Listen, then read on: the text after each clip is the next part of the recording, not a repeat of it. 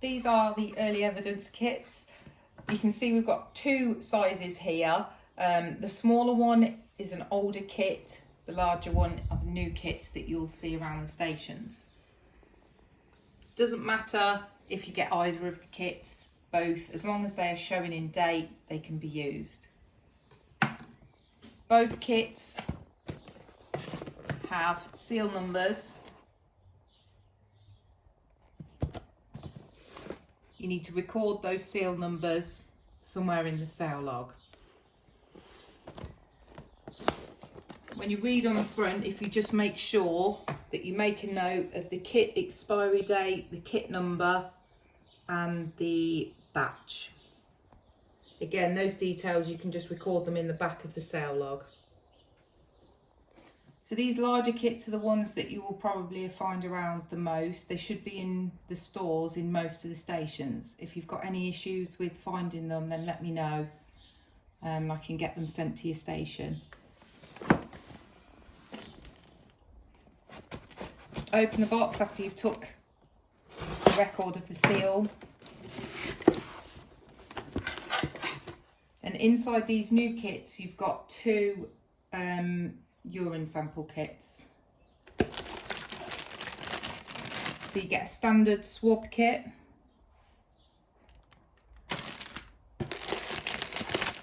mouth collection kit,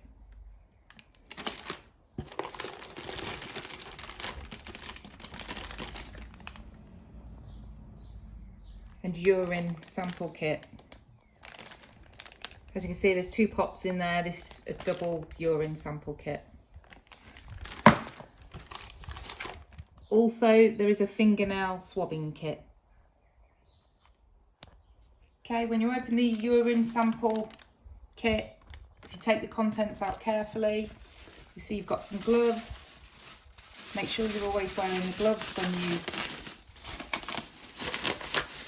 obtain your sample.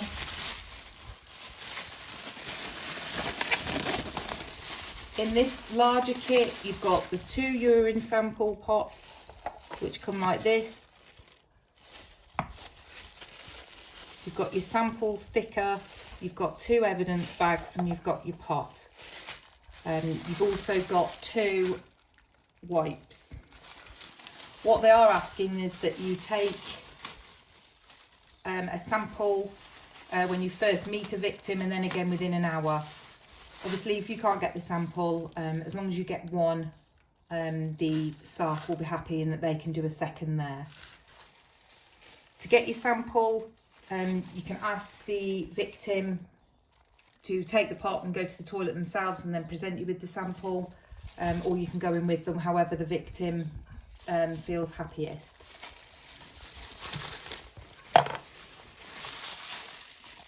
Here's one I made earlier.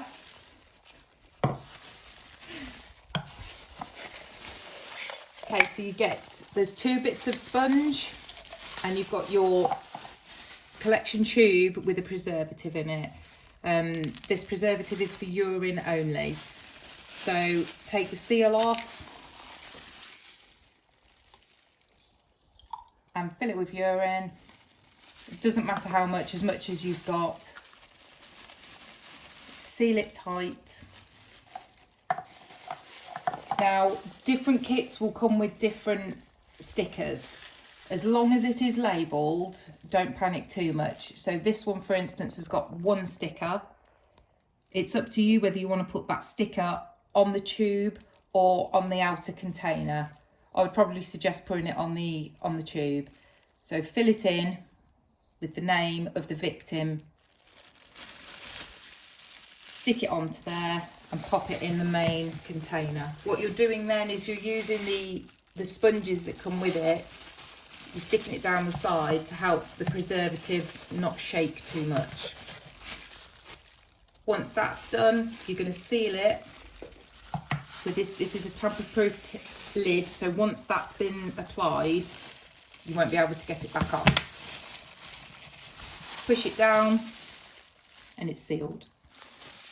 All you're going to do then is you're going to get your evidence bag. I suggest you write the evidence bag out before you put the pot in it. So once that's written out, put the part into the bag, seal it, don't forget to seal it, and to sign that you've sealed it. Then with the wipe, same again, if you give the victim the wipe, they can take it into the toilet with them, and when they've wiped, they can just pop it into one of the evidence bags. Again, make sure you seal it. As I said, you've got 2 kits in there, so you can do it twice within the first hour if necessary.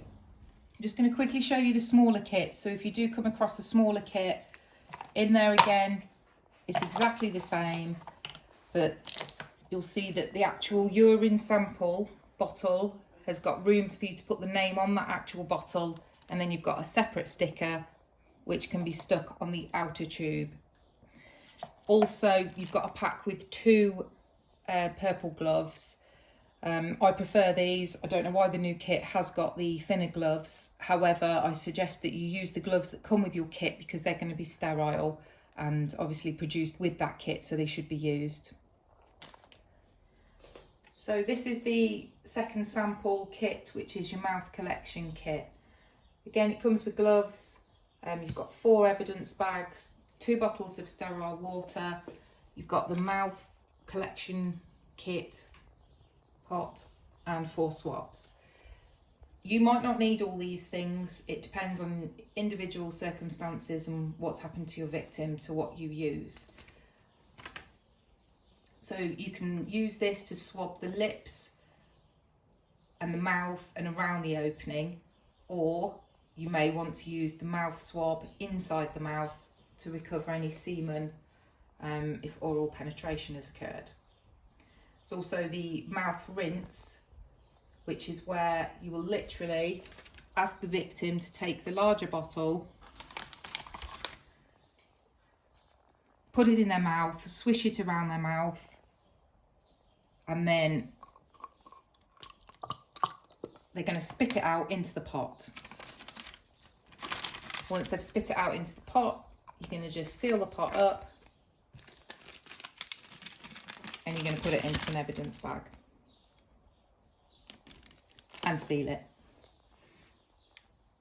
Okay, so these swabs, again, as I've gone over, they're to swab the lips and the mouth and around its opening.